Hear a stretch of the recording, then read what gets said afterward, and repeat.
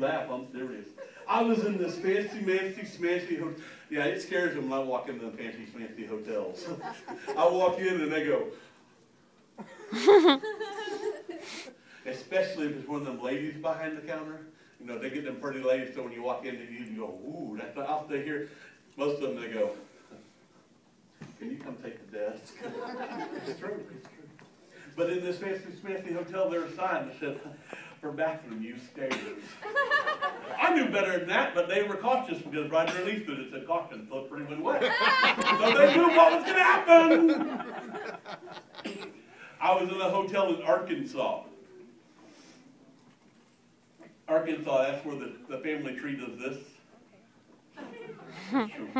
This sign, honest to goodness, roof. I always could have sworn that word was basement. I think they just couldn't spell it, so they just put it there. I was in Missouri, like I said, I'm from Missouri. I was driving down a road, a country road. I like country roads. Saw this sign that said, when this sign is underwater, this road is towed. Honest to goodness, someone put it underneath it. Duh.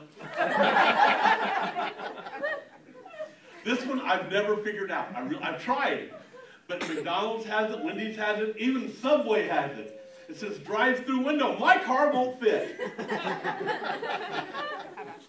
The scariest, absolutely the most terrifying sign I have ever seen in my life.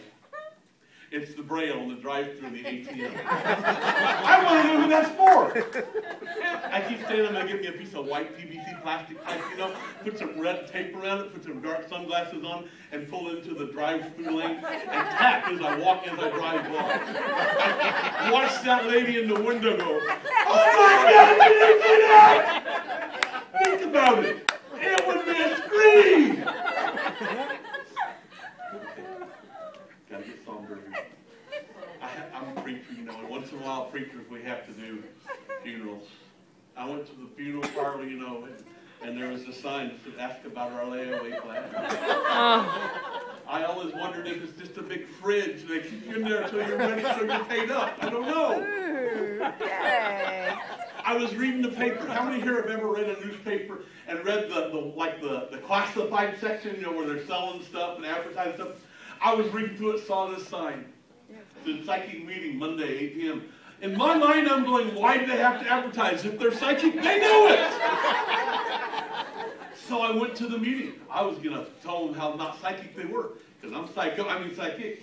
Yeah, one of those two. When I got there, there was a sign on the door that said, meeting canceled due to unforeseen circumstances. I put it underneath it, not too psychic, are you? I was in the mall. They had that little building, you know, it's not really a building, it's like a cart in the middle of it where they pierced your ear. And it said, ears pierced while you wait. I was like, well, duh. I wanted to come in with a fake ear, set it down on the table and go, pierce that, I'll be back in an hour. Watch that little lady with a gun go. She wouldn't know what to do. But what was scary is right underneath it, it said ears pierced half off, and that sounded painful to me. Okay. This is not talking about me.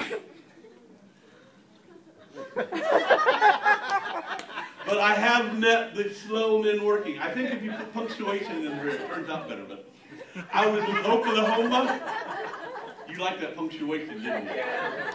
I was in Oklahoma, and this sign, it came to reality. I was driving, there's a McDonald's there. It's like one of the biggest McDonald's. It goes over the highway, both lanes. You can sit and eat dinner and watch the cars go by. It's kind of funny, if you got really good eyes, you can see the people picking their nose as they're driving down the road. But it was slow men working.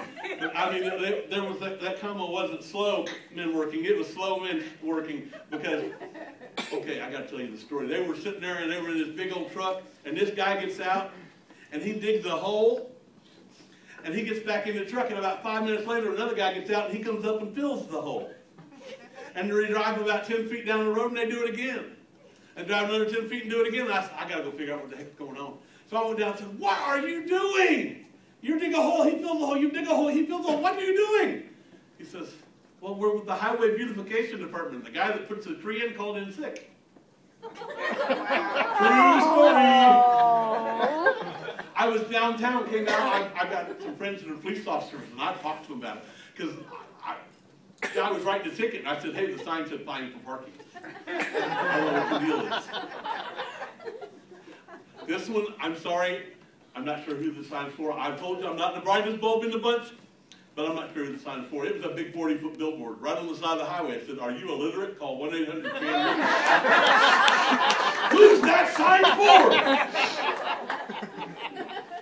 Okay, how many here have ever been to Indiana? You again. Did you know Indiana, I'm going to get in trouble, Indiana's weird. I'll tell you why. Because in Indiana, you know, in Kentucky, if it's 8 o'clock here, it's 8 o'clock. Right? And then when they spring forward, it was 8 o'clock and now it's 9 o'clock. Everywhere. But in Indiana, it doesn't work that way. There's some places that go on slow time and some places that go on fast time, and there's some places that don't switch.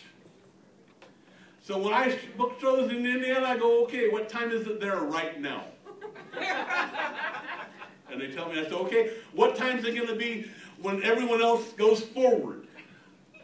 And they tell me, I say, okay, now I know what time you're on.